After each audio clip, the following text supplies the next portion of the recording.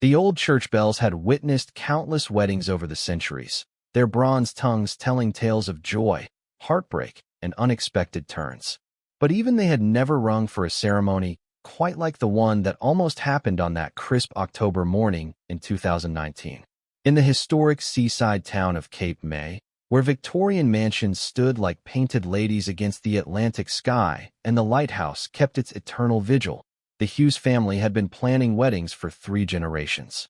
They understood that weddings were more than ceremonies. They were crossroads where past and future collided, where family dynamics either crystallized or shattered like champagne flutes dropped on marble floors.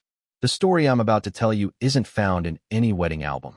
The photographs that were never taken, the vows that were never spoken, the reception that never happened. These absent things tell a more honest story than any perfectly staged portrait ever could. The autumn light filtered through the lace curtains of my apartment, casting intricate shadows across the wedding dress that hung on the back of my bedroom door. The gown was simple, ivory silk with delicate cap sleeves and a train that whispered rather than announced. Nothing like the elaborate confections Margaret had always dreamed of, but perfect for the intimate ceremony Ryan and I had planned. In 3 days, I would walk down the aisle of Congress Hall's ballroom to marry Ryan Fitzgerald, the man who had proposed to me exactly 1 year ago on the beach at sunset, near the old concrete ship. I traced my fingers along the dress's hem, remembering the day I'd found it, not in some high-end boutique, but in a small shop on Washington Street Mall, tucked between an antique store and a cafe. The owner, Mrs. Patterson, had pulled it from the back room, a vintage piece from the 1960s that had been waiting, she said, for the right bride. Everything was perfect. The caterers were confirmed, the flowers ordered, white roses and beach grass, nothing too elaborate. The string quartet had our playlist memorized, a mix of classical pieces and subtle nods to the songs that had marked our relationship. Even the weather forecast promised clear skies, a rarity for October in Cape May. The maritime climate usually brought storms this time of year, but we seemed blessed with an Indian summer. I should have known that perfection is often the universe's way of setting up a spectacular plot twist.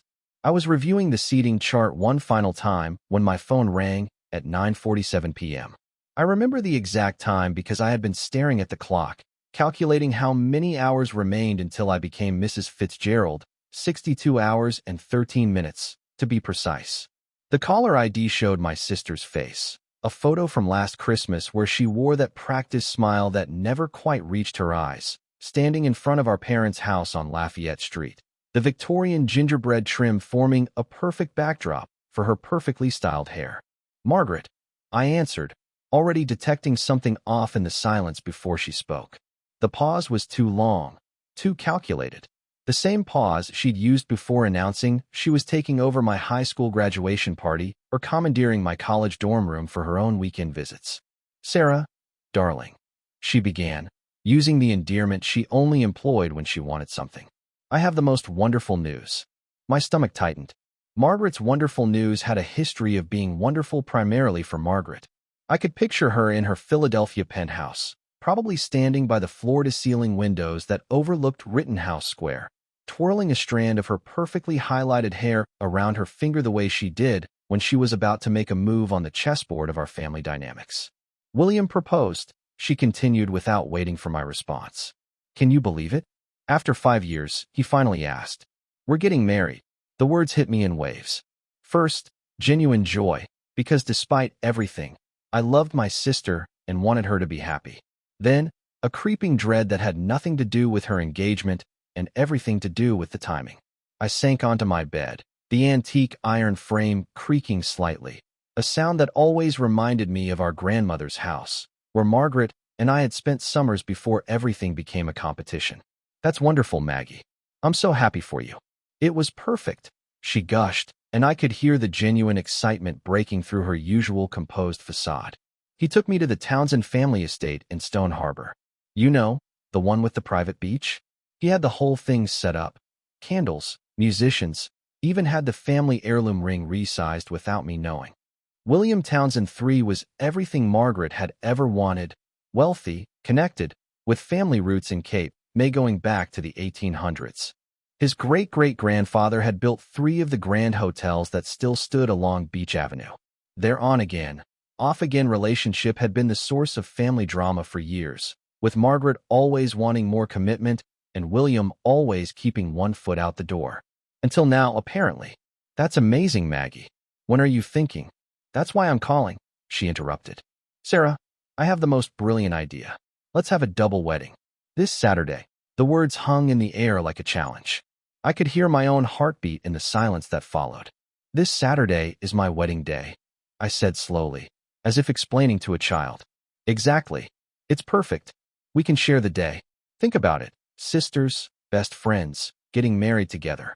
It'll be like when we were little and did everything together. Remember our double birthday parties? I remembered. I remembered how those parties always became about Margaret, how my simple cake would be overshadowed by her 3-tiered extravaganza, how my friends would gravitate toward her magnetic personality while I faded into the background. Margaret, Ryan and I have been planning this for a year. The arrangements are all made for our wedding. But that's what makes it so perfect. Everything's already done. All we need to do is add William and me to the ceremony. I've already talked to Mom and Dad. They think it's a wonderful idea. Daddy said he'd cover all the additional costs. Of course, she had already talked to our parents. Margaret had always been a master strategist, securing allies before the battle even began. Over the next 2 days, the full court press began. My phone became a battlefield of text messages, calls, and emails.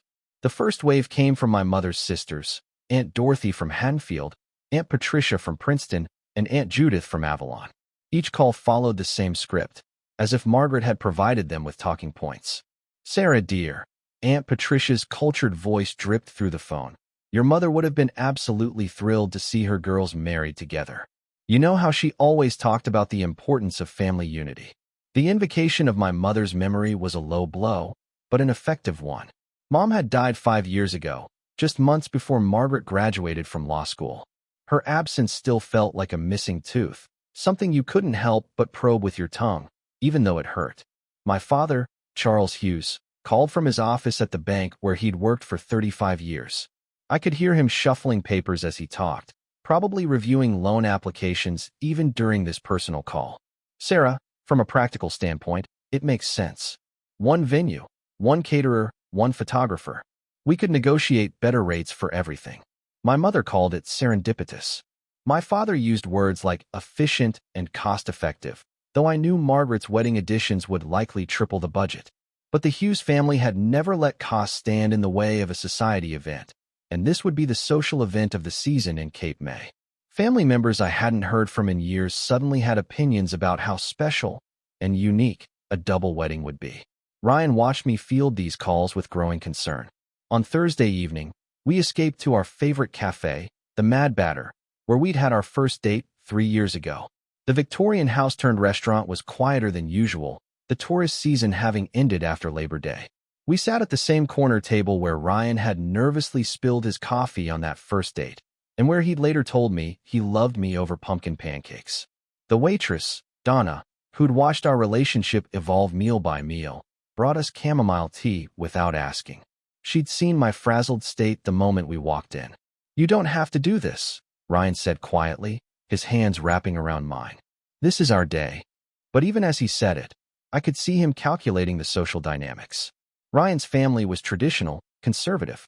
His mother, Eleanor Fitzgerald, had already raised eyebrows at some of our less conventional choices. The afternoon ceremony instead of evening, the non-traditional vows we'd written ourselves, the decision to see each other before the ceremony for photographs. She'd actually used the word unseemly about that last one. Adding a last-minute double wedding would send his mother into a tailspin that would probably last through the holidays. She's my sister, I replied, the words tasting like surrender. And you know how Margaret is. If I say no, she'll make it about her being excluded, about me not wanting to share my joy with her. She'll bring up every time I've supposedly shut her out, going back to when I didn't let her be in my 6th grade talent show act. Ryan's thumb traced circles on my hand, a gesture that always calmed me. That's because you were playing violin, and she wanted to do an interpretive dance to your music. Despite everything, I laughed. With ribbons. Don't forget the ribbons. How could I forget the ribbons? He smiled, but it faded quickly. Sarah, I need you to remember something. In 3 days, 2 days now, you're going to be my wife. That means we make decisions together. And if you truly want to share our wedding day with Margaret and William, I'll support you. But I need to know it's what you want, not what you think you have to do. That evening, Margaret arrived at my apartment with William in tow. She swept in like a hurricane in designer heels, her engagement ring catching the light like a small sun. William, tall and imposing in his tailored suit, looked slightly embarrassed by the whole situation. Sarah. Margaret embraced me, her perfume overwhelming. Let me see the venue photos again. I have some ideas for additions. Additions. Not changes, she was careful to say. But as she scrolled through the photos on my laptop, I watched our simple, elegant wedding transform into something else entirely. We'll need a second arch for the ceremony, she mused. And the reception layout will have to change to accommodate the Townsend family. They'll need at least 6 tables. Oh, and the menu. William has some specific dietary requirements we'll need to address. Each word chipped away at the wedding Ryan and I had envisioned. Our intimate gathering of 75 was suddenly swelling to over 200. Our carefully curated playlist was being revised to include the Townsend family's traditional choices. Our simple wildflower centerpieces were deemed too rustic for the expanded guest list. Ryan's jaw tightened with each revision, but he said nothing. That night, after Margaret finally left, we lay in bed staring at the ceiling. Is this what you want? He asked. I turned to face him, seeing my own doubts reflected in his eyes. I don't know anymore. The next day brought a circus of activity that began before dawn. I woke to 17 text messages from Margaret, each one detailing another improvement to our wedding plans. By the time I'd finished my coffee, she had hired her own wedding planner, Victoria Bennett, whose client list read like a who's who of Philadelphia's mainline society. Victoria had planned the governor's daughter's wedding and 3 other society weddings that had been featured in town and country. I met them at Congress Hall at 9 in the morning. The grand ballroom, with its butter-yellow walls and towering windows overlooking the ocean, had been our choice for its understated elegance and historical significance. Ryan's great-grandfather had actually proposed to his great-grandmother in this very room during a cotillion in 1923. Victoria Bennett arrived in a cloud of efficiency and Chanel No. 5. She was everything I'd expected, silver-haired, impeccably dressed in a St. John's suit, carrying an iPad and an assistant named Preston who seemed to exist solely to nod at her pronouncements. Sarah, darling, Victoria air-kissed my cheeks. Margaret has told me all about your plans. Don't worry, we'll elevate everything to the appropriate level. Our simple ceremony was being transformed into what Victoria called an event worthy of the venue's history. Workers were already installing a second archway, this one twice the size of ours and decorated with what appeared to be hundreds of orchids being unloaded from a refrigerated truck. I stood watching the transformation when my original wedding planner, sweet Janet, who had understood our vision perfectly, approached with tears in her eyes. Janet had been planning Cape May weddings for 20 years from her small office above a shop on Washington Street. She'd planned my cousin's wedding, my best friend from high school's wedding, and had been so excited to work on mine. I'm so sorry, Sarah. Mrs. Bennett says my services are no longer needed. She says the scope has expanded beyond my capabilities. I hugged Janet, feeling another piece of our wedding slip away. This isn't right, Janet. You've done everything perfectly. It's okay, she said, though it clearly wasn't. I understand. A wedding of this magnitude needs someone with different connections. I just want you to be happy. But I wasn't happy. I was watching our intimate celebration transform into what was essentially Margaret's wedding with a side of Sarah and Ryan.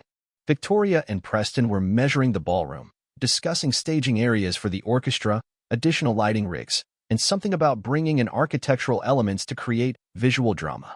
We'll need to completely reconfigure the space, Victoria was saying to Margaret, who was taking notes on her phone. The current layout is far too sparse for the guest count. We'll bring in additional chandeliers. I know a wonderful prop house in Philadelphia and create separate cocktail areas for each family. Each family? I interjected. It's one wedding. Victoria looked at me as if I were a child who'd spoken out of turn. Of course, dear. But the Townsend family and the Hughes family have different social circles. We need to ensure proper flow and mixing while respecting established relationships. That afternoon brought the breaking point. I arrived at Pedal Pushers, the florist on Jackson Street, to find Margaret there, changing our entire order. The small shop, run by Mrs. Chin, no relation to Ryan, was filled with sample arrangements that looked nothing like what Ryan and I had chosen.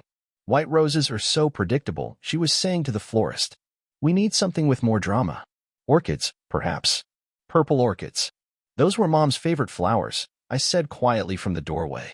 Margaret turned, not even having the grace to look surprised. Oh, Sarah. Yes, weren't they perfect? I thought it would be a lovely tribute. But I knew the truth. This wasn't about Mom, who had passed away 5 years ago. This was about Margaret taking the one element of the wedding that had been my small rebellion, choosing simple flowers instead of Mom's beloved orchids, and claiming it as her own gesture. The roses stay, I said, my voice stronger than I felt. Don't be silly. The orchids will photograph so much better. Victoria says. The roses stay, I repeated, or you can find your own wedding to plan. The florist looked between us, sensing the tension that had been building for not just days, but years. Margaret's face went through several expressions before settling on wounded innocence. I'm just trying to help make our day special, she said. Our day? As if this had ever been about us. That evening, as the sun set over Cape May Harbor, William appeared at our door alone. The orange light streaming through our windows cast long shadows across his face, making him look older than his 34 years. Ryan answered, and I could hear their low voices from the kitchen where I was stress-baking my third batch of cookies, snickerdoodles, Mom's recipe, the one thing that still made me feel connected to her when everything else felt like it was spinning out of control. May I come in? William asked when I appeared, flour in my hair and probably on my face. We sat in the living room, the space feeling too small for his tall frame and the weight of what wasn't being said. William looked around at our apartment, the mismatched furniture we'd collected from estate sales, the photos from our travels, the life we'd built together that was so different from the world he and Margaret inhabited. I owe you an apology, he began, running his hands through his sandy hair in a gesture that made him look surprisingly vulnerable. I should have seen this coming. Should have insisted we wait, plan our own wedding. Why didn't you? Ryan asked, not unkindly, settling beside me on our worn leather couch. William smiled ruefully. Have you ever tried to redirect a tsunami? Margaret had our entire wedding planned within hours of my proposal. She'd probably had it planned for years, honestly. The venue, the guest list, even the honeymoon itinerary. The only thing missing was the actual proposal. He paused, seeming to gather his thoughts. She doesn't mean to do it, he continued, then stopped himself. No, that's not true. She does mean to, but not maliciously. Margaret, she needs to be the center. It's not vanity, exactly. It's more like, she doesn't know how to exist any other way. Growing up as Charles Hughes's daughter, being groomed from birth to be the perfect society wife, it's all she knows. I studied William, seeing him clearly perhaps for the first time. Behind the perfect exterior, the Princeton education, the family pedigree, the investment banking career, was a man who loved my sister but wasn't blind to her nature. It was oddly comforting. Then why marry her? Ryan asked. William's smile was sad but genuine. Because when she focuses that attention on you, it's like standing in the sun. And I suppose I'm willing to live with the shadows that creates for others. But you shouldn't have to. This is your day, your moment. But we're not willing to live in those shadows, I said quietly. Not anymore. He nodded. I know. And I'm sorry. I tried to talk her out of this, but once Margaret gets an idea. He stood to leave, then paused at the door. Whatever you decide to do, I'll understand. And I'll try to manage the fallout. Margaret, she'll be hurt, but maybe it's time someone set a boundary with her. Someone besides you? I asked gently. His laugh was hollow. I'm 34 years old, heir to a fortune, run a successful division of my family's company, and I still can't tell the woman I love no when it matters. What does that say about me? That you love her, Ryan said simply. William nodded. I do. God help me, I do. After he left, Ryan and I sat in silence. The weight of family obligation pressed against the vision of our perfect day, creating fractures we could both see but neither wanted to acknowledge. The night before the wedding arrived like a storm front. The rehearsal dinner had been a disaster of competing visions, with the Townsend family's expectations clashing against the Fitzgerald family's traditions, all while Margaret orchestrated the chaos like a conductor with an impossible symphony. Ryan and I escaped to the beach after dinner, walking along the sand where we'd shared so many important moments. The moon was full, casting silver paths across the water, the lighthouse beam sweeping across the waves. We could elope, he said suddenly. Right now. Drive to Atlantic City, get married in some terrible chapel with an Elvis impersonator. I laughed, but it came out more like a sob. Your mother would never forgive us. Maybe that's not the worst thing, he replied. Sarah, I need you to really think about what tomorrow will be. Not just the ceremony, but what it represents. Are we starting our marriage by giving in? By letting someone else's needs overshadow our own? We walked in silence, our hands linked, our future hanging in the balance. I thought about all the times I'd stepped aside for Margaret, all the moments I'd made myself smaller so she could shine brighter. I thought about our parents, gone now, and how even they had enabled this dynamic, always asking me to be the understanding one, the flexible one, the one who kept the peace. I can't do it, I whispered to the waves. I can't start our marriage this way. Ryan pulled me close, and I could feel his relief in the way his body relaxed against mine. So what do we do? He asked. I looked up at him, this man who had chosen me, who saw me even when I struggled to see myself. An idea began to form, wild and perfect and absolutely insane. I think, I said slowly, we need to have the wedding we actually want. We returned to the Grand Hotel to find Margaret in our suite, which she'd commandeered as Wedding Central. She was directing the placement of gift baskets for the Townsend guests while Preston arranged seating cards on the massive dining table. The suite, which Ryan and I had booked for our wedding night, had been transformed into a command center, with fabric swatches, vendor contracts, and Margaret's various lists covering every surface. There you are. She barely looked up when we entered, her attention focused on her phone. I need you to approve the revised ceremony order. Victoria thinks we should enter simultaneously from different sides of the ballroom, meeting at the center.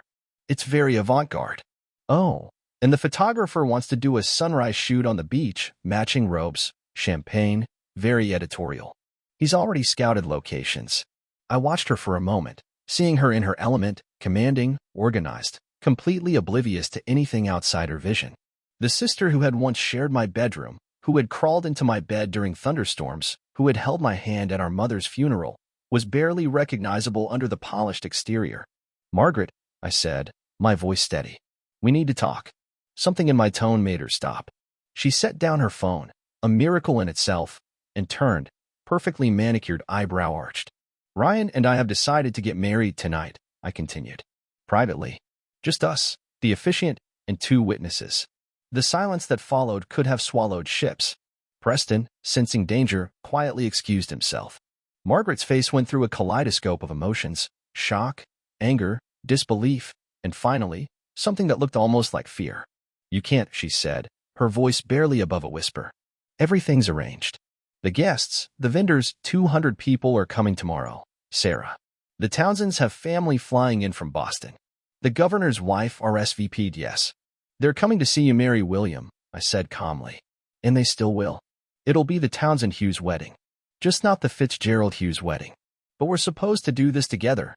Her voice cracked, and suddenly I saw my sister as she really was, not the poised society woman, but the little girl who had always needed to be part of everything I did, who couldn't bear to be left out or left behind. It was going to be perfect. Sisters getting married together. The photos, the story, everyone would talk about it for years. They'd talk about your wedding, I corrected gently, with a footnote about your sister who was also there. The suite erupted into chaos. Margaret raged, pacing the room in her designer heels, gesticulating wildly. This is so like you, Sarah. Always playing the martyr. Poor little Sarah, overshadowed by mean Margaret. Is that the story you're telling yourself? No, I said, remaining calm. I'm telling myself the story of a woman who wants her wedding day to reflect her relationship, not her family's expectations. She moved to threats next, calling our cousins, our aunts, even trying to call Ryan's parents. Uncle Richard? It's Margaret. I need you to talk sense into Sarah. Yes, right now? No, she's lost her mind. But with each call, each manipulation attempt, my resolve only strengthened. Ryan stood beside me, solid and sure, his hand on my back a reminder that I wasn't alone in this. Finally, exhausted, Margaret sank onto the cream-colored sofa, her perfect composure cracking. You're really going to do this? Leave me to face everyone alone tomorrow? Do you know how that will look? The whispers, the speculation. You won't be alone, I reminded her, sitting in the chair across from her. You'll have William. And this way, you'll have the spotlight all to yourself. No sharing the attention, no competing for photos. Isn't that what you really want? She looked at me then, really looked at me, maybe for the first time in years. Her eyes, the same green as mine, as our mother's, filled with tears she was too proud to let fall. I don't know how to share, she admitted in a small voice that reminded me of the sister I used to know. I never learned. Mom and Dad, they always made everything a competition. Who got better grades, who had more friends, who was prettier. And I always had to win. I know, I said, my heart breaking a little. And I enabled that by always stepping aside. But I can't do it anymore. Not for this. I don't even know who I am if I'm not the best at everything, she whispered. Maybe it's time to find out, I suggested.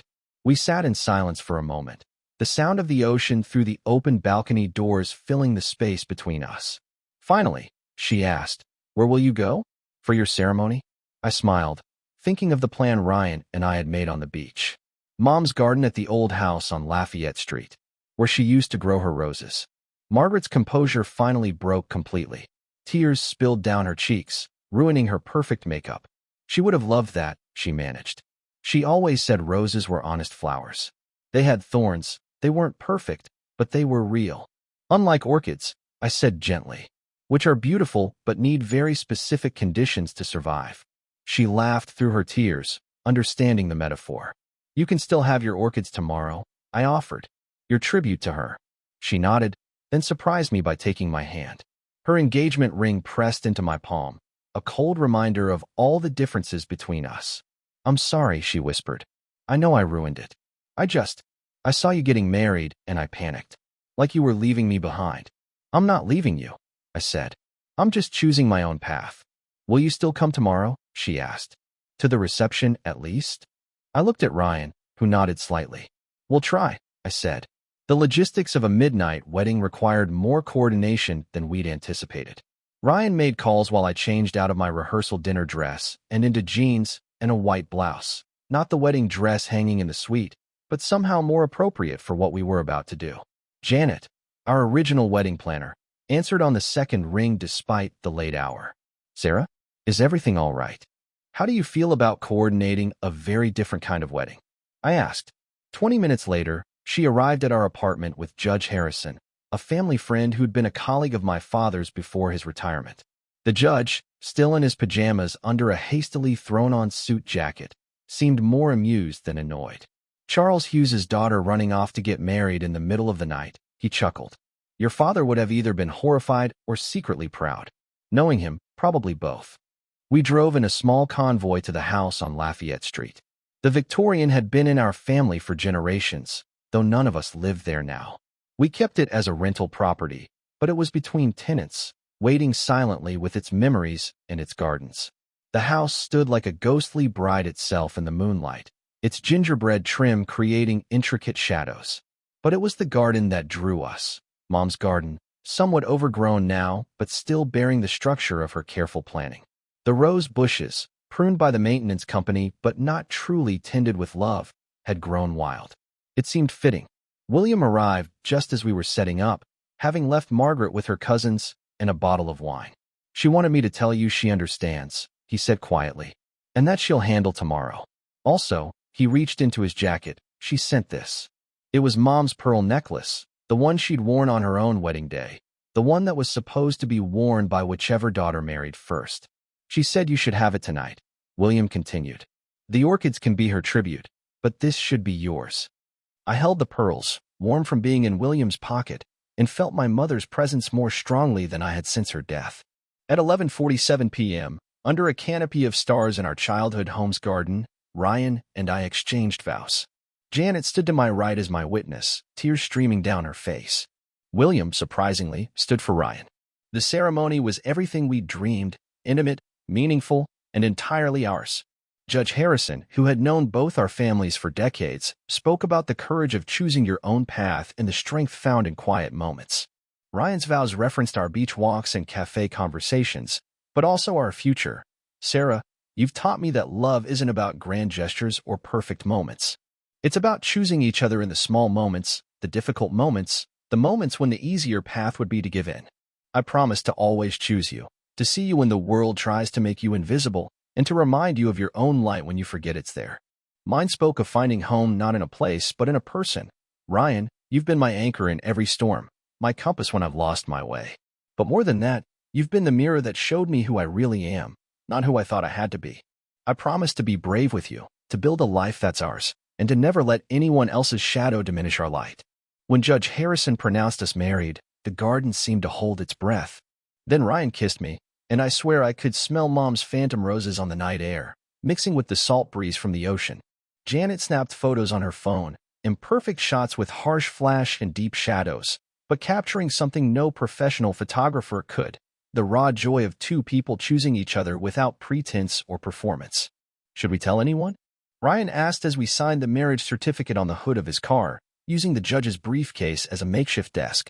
Let's just have tonight, I decided. Tomorrow will bring what it brings.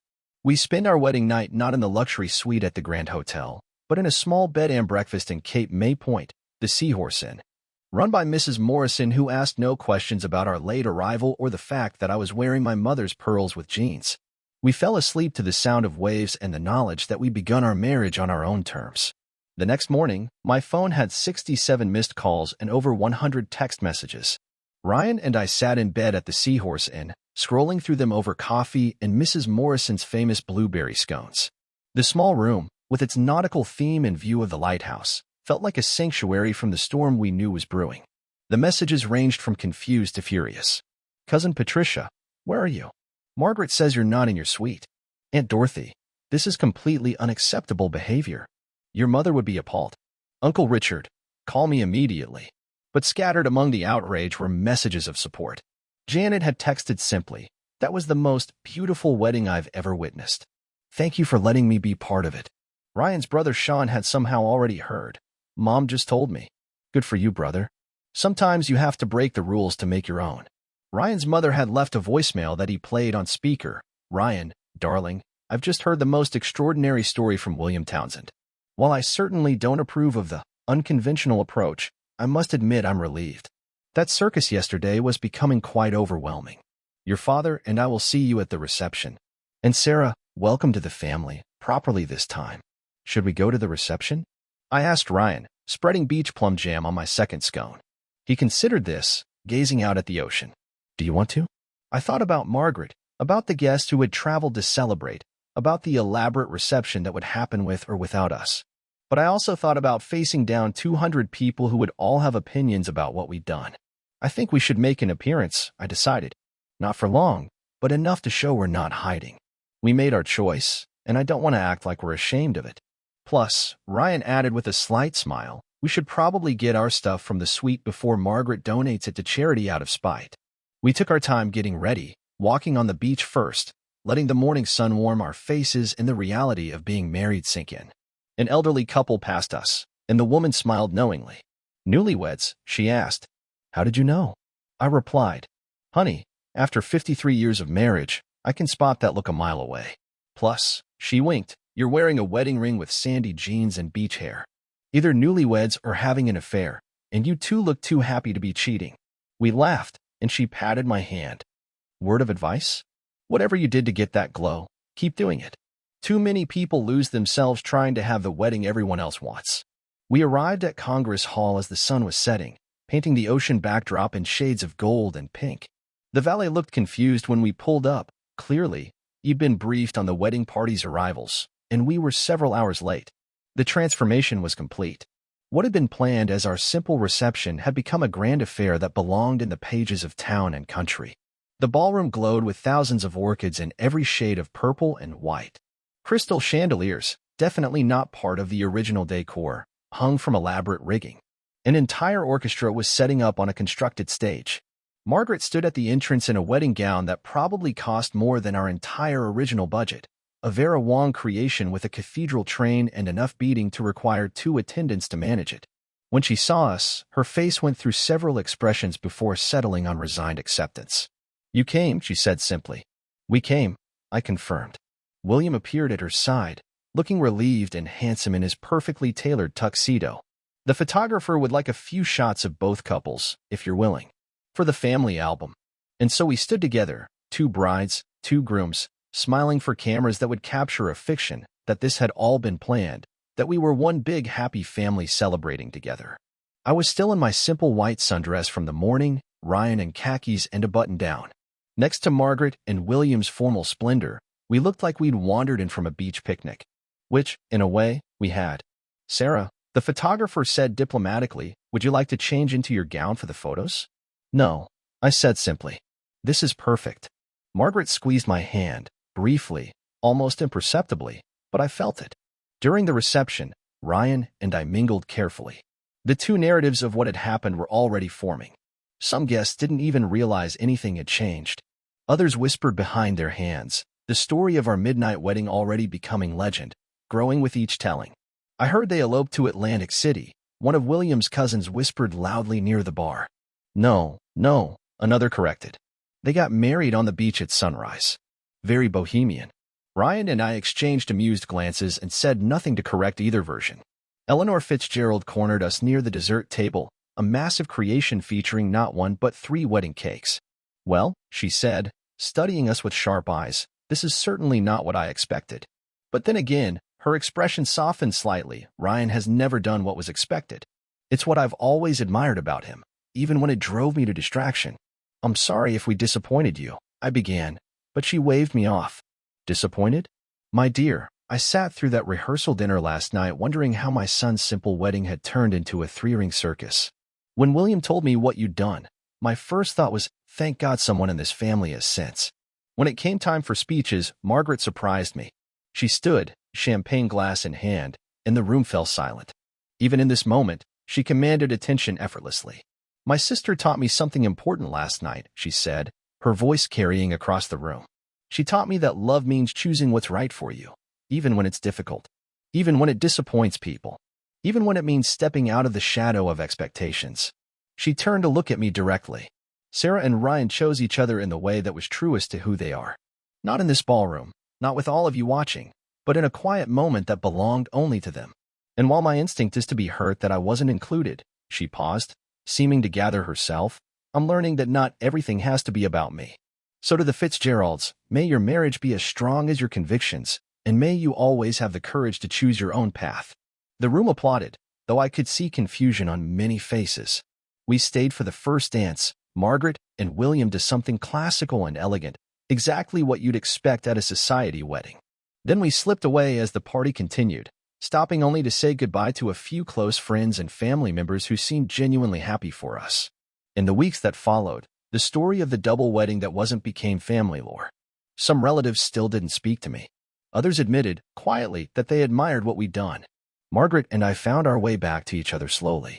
She would never fully understand why I couldn't share that day with her, but she learned to accept it. Our relationship evolved from one where I always yielded to one where we both had to navigate boundaries. The photos from our midnight garden wedding, taken by Janet on her phone, were imperfect, slightly blurry, oddly lit by flash and moonlight. But they captured something the professional shots from the reception never could. 2 people choosing each other without pretense or performance. Ryan's parents eventually came around, especially after his mother learned that her sisters had been placing bets on whether we'd actually go through with the double wedding. "I'm glad you proved them wrong," she told me at our first family dinner. "It shows you have backbone." 5 years later, I stood in another garden, this one attached to the Victorian home Ryan and I had bought near Cape May Point. My hands were dirty from planting rose bushes, hybrid varieties that bloomed in impossible colors.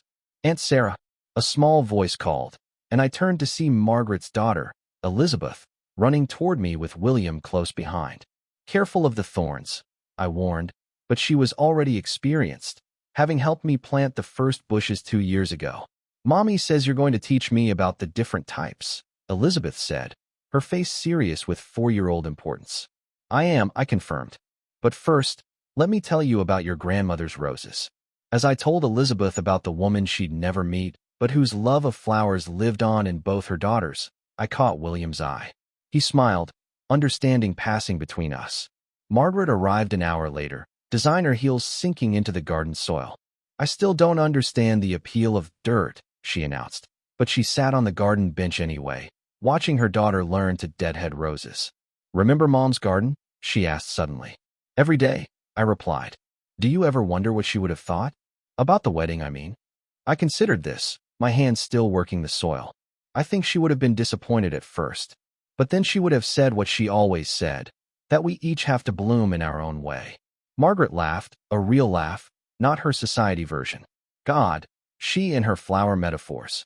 Some of us are orchids, I said, glancing at her. Dramatic, commanding attention, needing specific conditions to thrive. And some are roses, she finished.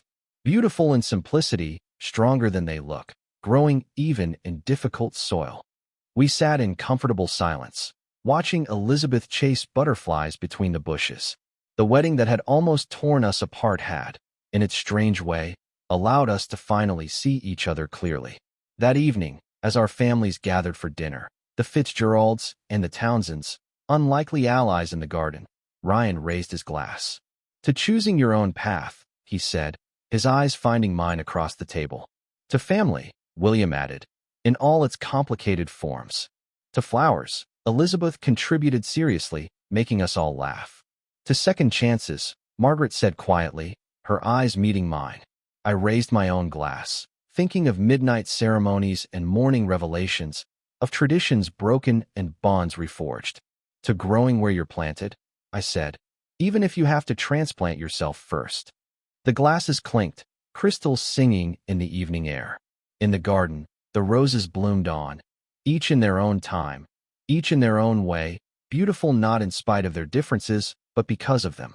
The wedding photos from that October night 5 years ago sit in a simple album on our bookshelf. Sometimes visitors ask about them, surprised by the informal shots, the small gathering, the obvious joy despite the unusual circumstances. We got married the night before our wedding, I tell them, which never fails to prompt the full story. And in the telling, I'm reminded again that the best moments in life are often the ones we choose for ourselves, in gardens under starlight, with only the roses as witnesses to our promises.